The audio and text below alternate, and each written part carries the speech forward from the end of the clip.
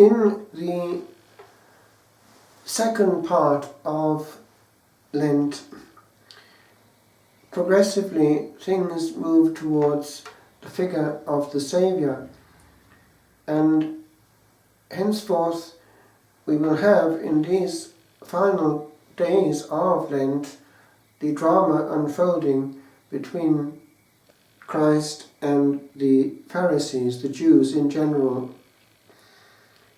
And it is based on the dialogue ongoing between the Lord and the Pharisees, as we find it in the Gospel of St. John, which always operates on two levels: what we hear and see, and the underlying cosmic battle between light and darkness, which is always the backdrop to the whole of St. John's Gospel, from beginning to end, actually. In him was light, and the darkness could not comprehend it. In today's Gospel we have a reference to the fact that he was no longer able to go openly to Jerusalem. The male Jew would be going up 3 times a year according to the Pentateuch. The Feast of Tabernacles was an important one, but we are told that the Lord went up quite privately, discreetly, and not drawing attention to himself. However, very soon the attention comes, and we see how he handles it with great calm and dignity. It is a message for any person on this earth engaged in conflict or dialogue. One maintains one's calm and dignity, and that in itself is very unarming, because people then get ruffled and become more aggressive, precisely what we see in the case of the Pharisees. And if a person is seen to be serene, without needing anything but the power of the word to back up what he is saying and knowing, then that already tends, for anyone of goodwill, to be the strongest argument.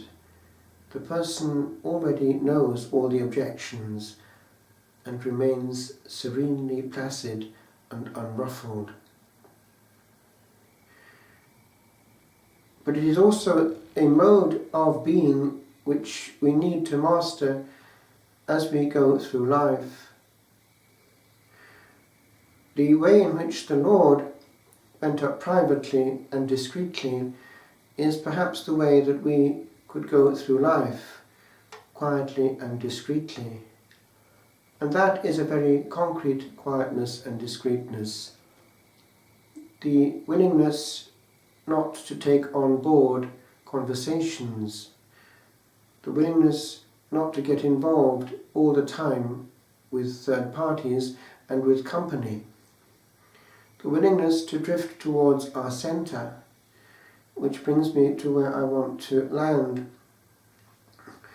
Some time ago at the Abbey, I was reflecting on this issue, and I believe it was actually in a retreat that I wrote lines on the fact that the solitude of a complete physical separation and a cell was not coming, although it had been yearned for, but it was given to understand in prayer that it could be grasped on the virtual by creating an inner cell. That very doctrine of St. Catherine of Siena, given to her actually by the Lord himself, when he, the Lord, asked her to come out of her little cell and be his mouthpiece. But he did say to her quite clearly that in asking her to leave her solitude, he was not asking her to leave him or his closeness to her, her intimacy with him. But she had to create an interior cell where she would find him. And that is where I would like to zoom into, because if we are always on the outside of ourselves, we are not living in that interior cell, and we have not even constructed it. The Lord, even though he was Lord and Master, Son of God, and sharing in the beatific vision, would tendentially go for chunks of time to solitary places at quiet times over the 24 hours. How much more should we? Therefore, there is already that first cushion of a place and a physical separation, an absence of talk, and therefore complication of the interior sphere. But then we notice that the Lord always pronounced only useful words. If we were to amputate some of the superfluous in our speech, and therefore time and interior energy going here and there and everywhere, we too would have that interior cell uncluttered.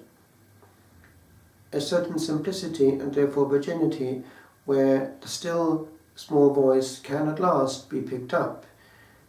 The Lord did teach this to St. Faustina, that he could not bear noisy souls. The Lord found it hard to keep company to a noisy soul, because, he explained, that soul cannot hear his voice. And he was teaching her interiority, recollection. Also, other saints have had the same message. It is something that we find always in the mystical sphere, that souls of an interior life tendentially avoid the superfluous, the noisy, the external, not asked for. They drift towards the quiet one. Then, in this time of quiet there, in the monastery, the notion of creating a cell of silence, that is, as the invisible wall and enclosure came very strongly, it can be created if one just takes stock and simplifies and genuinely prunes, because silence is a concrete issue. I remember the Abbot of Roscrea, recently deceased, Dom Columkill, saying, we can't be saying that we have a spirit of silence when in actual fact we are talking.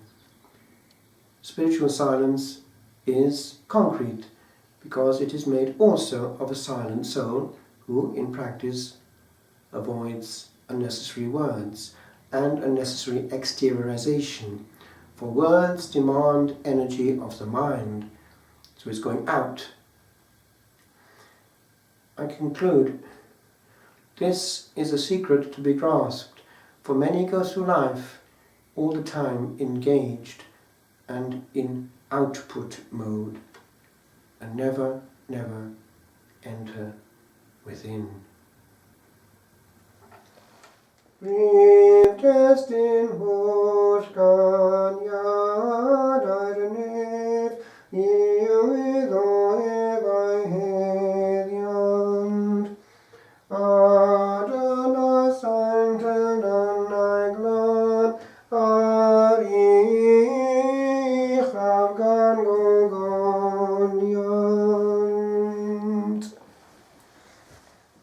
My anodorin with a quiet ruin, I boy nor thachi benite, and a senion you haradan ironit, na friedlib seraphite.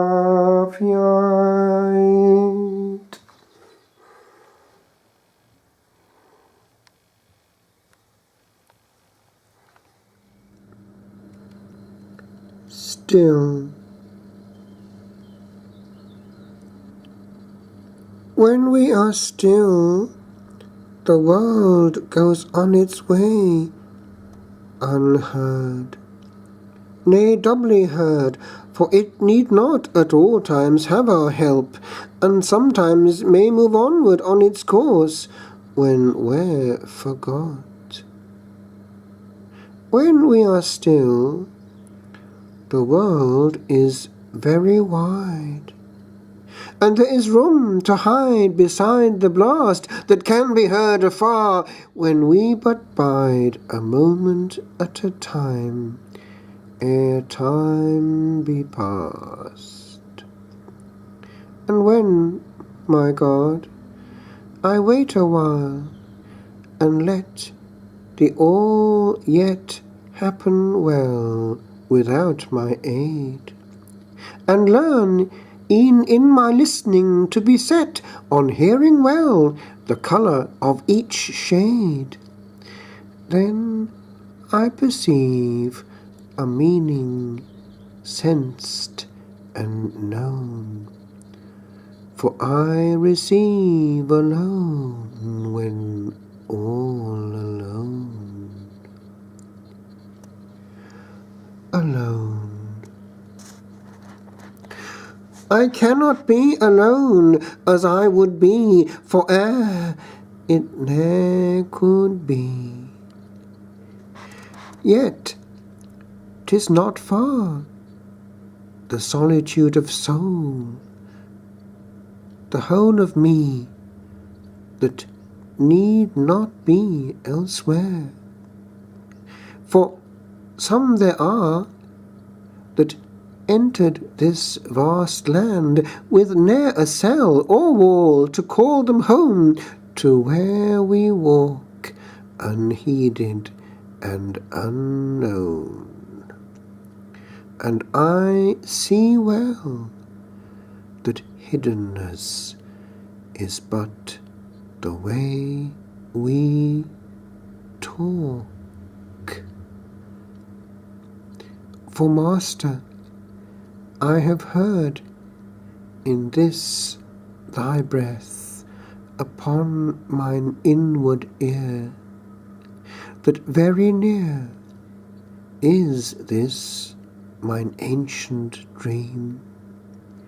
'Tis but a death, a dying of all sound, a lying here, where none may enter in, where none may come, for one alone of silence builds a home.